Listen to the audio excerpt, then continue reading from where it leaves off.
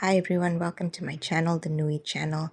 Before I begin, I just want to let you know this is not a review of Stranger Things.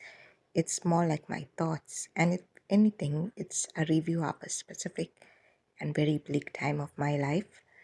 So the second part of Stranger Things season 5 was released recently on Netflix, and everyone's feeling nostalgic about the show and how the characters and actors have grown in the decade. And it's actually been a whole decade since Stranger Things began.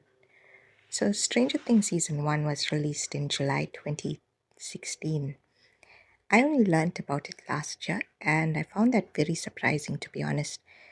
I didn't start watching until 2022 when Season 4 had just come out, and that's when the FOMO hit.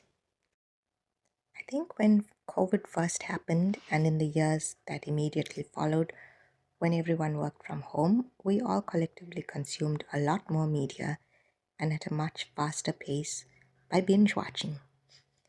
Netflix, in particular, profited a lot during that time, and one of the shows they heavily promoted was Stranger Things. And I think we all have memories of our lives that are associated with where we were or what was happening IRL when we were watching a certain show. But the COVID years are what I'm speaking to you about today.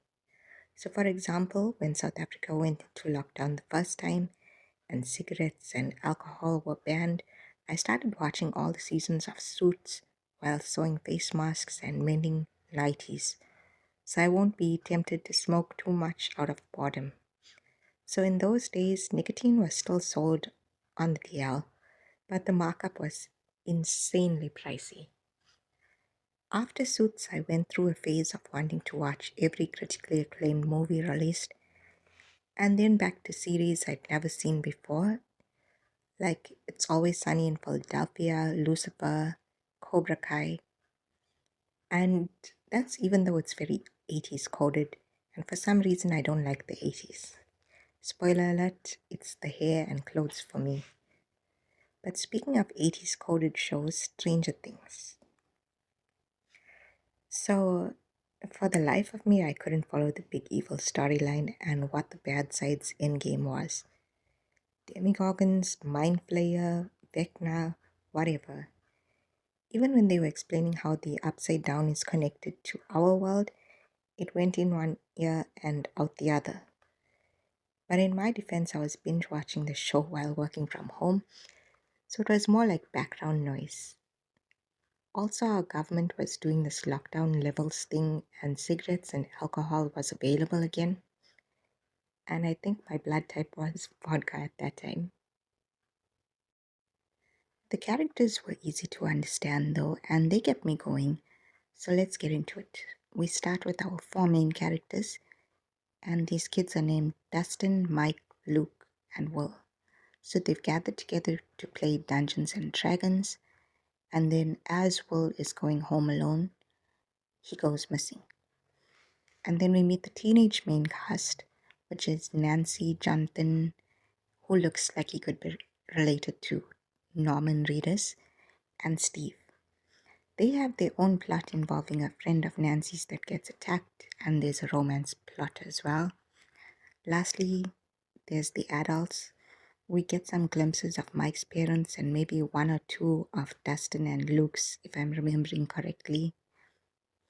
But the adult main casts are Will's mother, whose name is Joyce, and then you have the police chief Hopper, and they're trying to figure out what happened to Will. So the kid main characters find 11 and she has powers.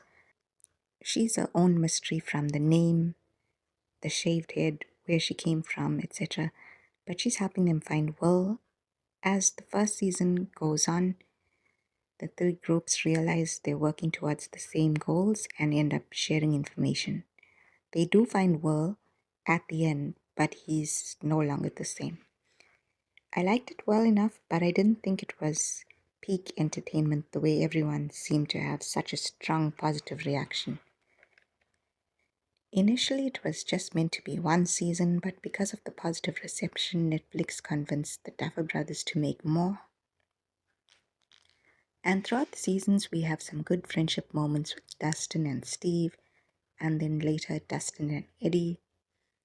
11 gets into a relationship with Mike, and there's also some father daughter moments with Hopper.